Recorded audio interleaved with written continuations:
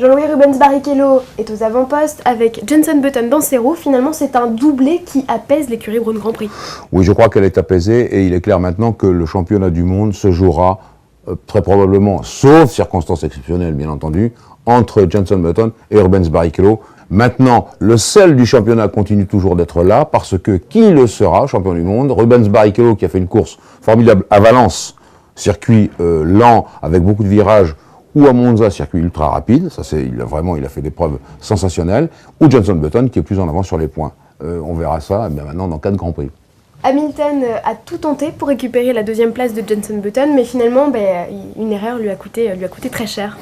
Il fait ce qu'on appelle l'erreur de l'ESMO, elle est célèbre, on met trop à droite sur le vibreur, on est expédié vers la gauche et on sort de la piste, il s'en sort bien, voilà, c'est pas grave, avertissement sans frais, il aurait pu se faire très très mal parce que j'ai vu à l'ESMO de gros accidents dans le passé, il s'en sort bien, tant mieux, voilà, on va pas lui jeter la pierre.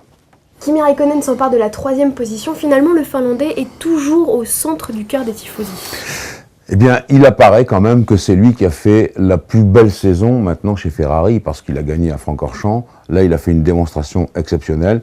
Il reste le grand Räikkönen tel qu'on le connaît, toujours un peu timide, pas très causant, mais au volant, c'est vraiment un as. Et les tifosi ne s'y sont pas trompés, qui étaient là pour le saluer, faire une grande fête autour de sa performance. Giancarlo Fisichella n'est pas très en verve. Est-ce qu'il aurait quelques problèmes d'adaptation avec sa petite Ferrari ?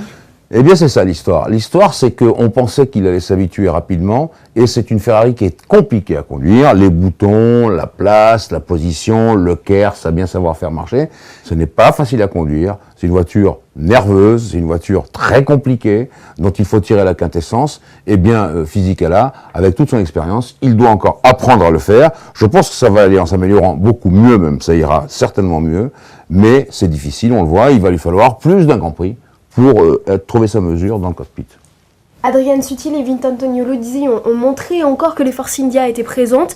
Est-ce que vous croyez que ce sont des performances sans lendemain ? Des performances sans lendemain, probablement sur des circuits lents, parce qu'elles ont encore des problèmes d'appui aérodynamique. Mais ce manque d'appui aérodynamique leur permet, sur des circuits comme Francorchamps, où on baisse quasiment de moitié les ailerons, ou Monza, où il n'y a pratiquement plus d'ailerons, eh bien, que les voitures vont bien. Alors, on va les retrouver sans doute à Interlagos, très probablement au Japon, encore que déjà c'est un peu plus compliqué parce qu'il y a vraiment des très grandes courbes, mais sur les circuits lents, c'est pas sûr qu'on les trouve par exemple en forme à Abu Dhabi.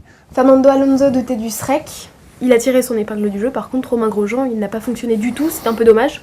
Alors, je me pose des questions sur l'équipe Renault, je me demande si elle est vraiment apte, et je pense à Nelsinho Piquet, qui faisait des performances catastrophiques, si elle est vraiment apte à préparer 2 voitures. Parce que là, en l'occurrence, c'est sûr que ça a bien marché pour Fernando Alonso, mais Romain Grosjean, qui est incisif, comme on le sait, il perd son SREC au bout de quelques tours, sa boîte de vitesse commence à partir en quenouille, et bien entendu, on dit, bah tiens, il se traîne. Non, pas du tout, c'est que la voiture ne marche pas du tout, et qu'il était en fin de peloton pour ces raisons-là. Du côté de chez Red Bull Renault, c'est pas terrible, Weber sort au premier tour, et puis Sébastien Vettel ne récolte qu'un petit point. Bien, je crois que ça a été le tournant du championnat. On attendait les Red Bull Renault très fortes ici. Elles ne l'ont pas été du tout. On voit maintenant que les Braun Mercedes ont pris l'ascendant sur le championnat du monde des constructeurs. Et, je le répète, les 2 pilotes Braun Mercedes, à la fois Jenson Button dans l'ordre et Rubens Barrichello, sont ceux qui vont disputer la finale du championnat du monde sur les 4 derniers Grands Prix qui nous restent.